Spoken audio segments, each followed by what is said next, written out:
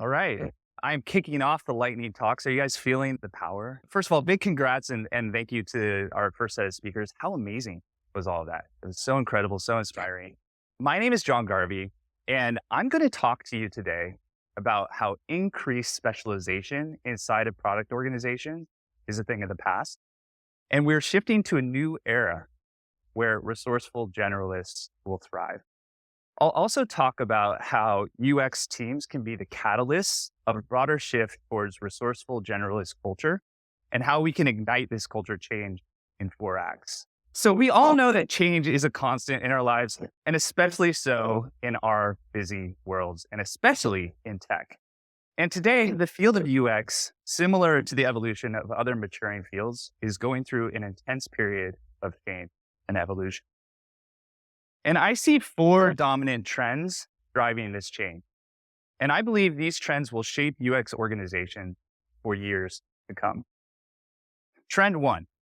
While it can be argued about whether design thinking has lived up to the hype, over the last decade, countless business and product thought leaders have ingrained the idea that design thinking and human-centered approaches are valuable and worth using inside of broader business contexts.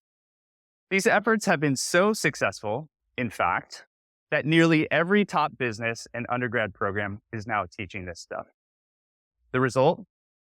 A new generation of business executives, product managers, engineers, and entrepreneurs who know about, value, and use human-centered approaches. All this means that human-centered culture is no longer owned just by UX.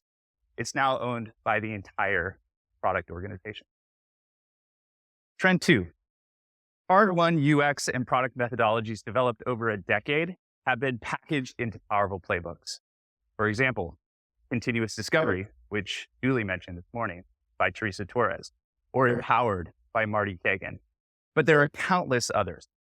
I see these kinds of playbooks only getting better and more widely available. Generalists will continue to pick up these playbooks to their benefit. 3. AI is supercharging tools. In addition to the off-the-shelf ones we're all familiar with, like ChatGPT, Dscout, user testing, companies are building their own AI-powered UX and insights tools, which provide even more capability to any role.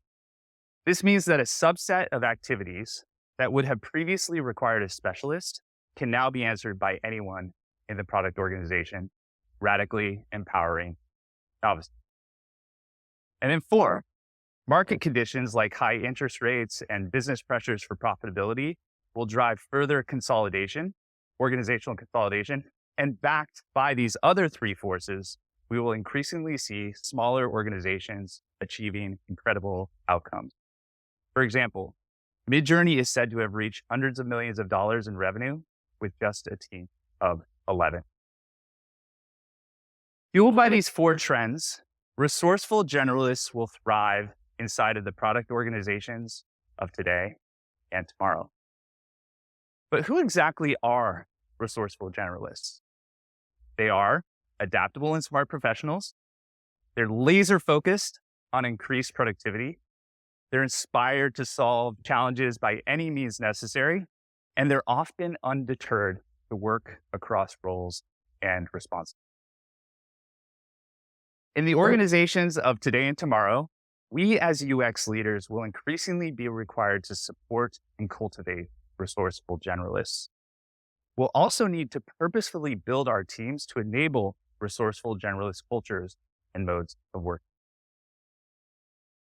But supporting these kinds of professionals means thinking about organizational design differently. We must enable teaching, learning, and doing organization. Okay. I realize I just put a ton out there. And I also recognize that change is hard, especially culture change.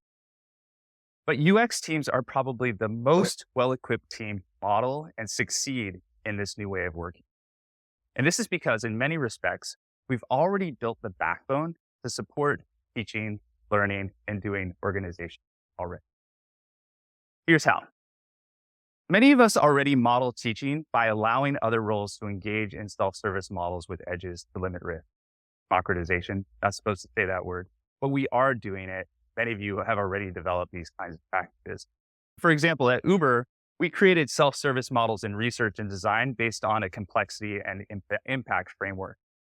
This allows us to enable other roles with lower risk self-service work and gives us clear authority to own high impact and complexity projects, which is where we can deliver the most value. Many other UX orgs have done the same. We support learning through our ability to evolve our teams to deliver impact across all stages of the product lifecycle. At Uber, we've advanced our UX practices over time to help our product team do foundational vision work and then execute through concept and launch. Again, this is now a common model for most users.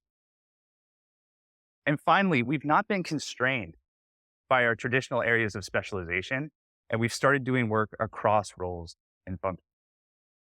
As a quick anecdote, nearly 2 years ago, I decided to change my role at Uber from UX research management to UX design management. I made this change because I believe that designers are researchers and researchers are designers. And I wanted to lean into my potential as a generalist. And we're seeing these kinds of shifts more and more. UXers are expanding our roles by shaping strategy and roadmap. We're writing PRDs. We're designing end-to-end solutions. We're coding prototypes and more. My push towards learning, teaching, and doing has already created a culture of resourceful generalists on our team.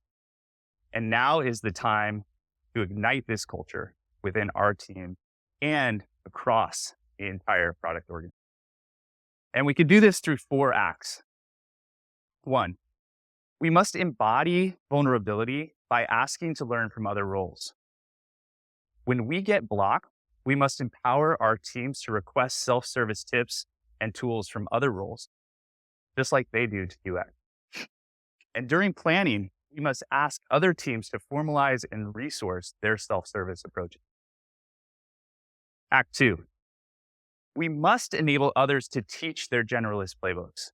This can start by leveraging internal knowledge with cross-functional teammates inside of our organizations who have made the transition to other roles. We can ask them to share about ways they transcended their roles and have them speak with our team and share resources.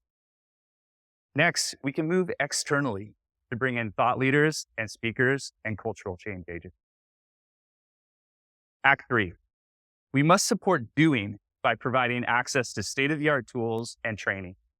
At Uber, we provide access to basic training like the tools like ChatGPT, Enterprise, Figma, Dscout, user testing, Full Story, and others. Providing lightweight ways for all roles to engage in these tools and regular training is key to enable cross-role work with fewer blockers. And Act 4, our final and perhaps most important act, is reinforcing and modeling adaptation across the product organization. We must continue to show our teams that movement and skill acquisition across roles is a supported cultural value. When we operate in this way, we open up our organizations to new modes of empowerment and productivity. We create the possibility where any team in a resourceful generalist organization is capable of pushing the company forward without being limited by unsupported knowledge gaps or constrained by another team's bandwidth. We become leaner and more effective organizations, empowering every individual to create the kind of impact they wish to see. And if I can leave you with one thing, I want you to remember this. UX is the catalyst to move us towards resourceful generalist cultures, and now is the time to act by asking to learn, enabling teaching, supporting doing, and reinforcing adaptation. Thank you so much. Yeah.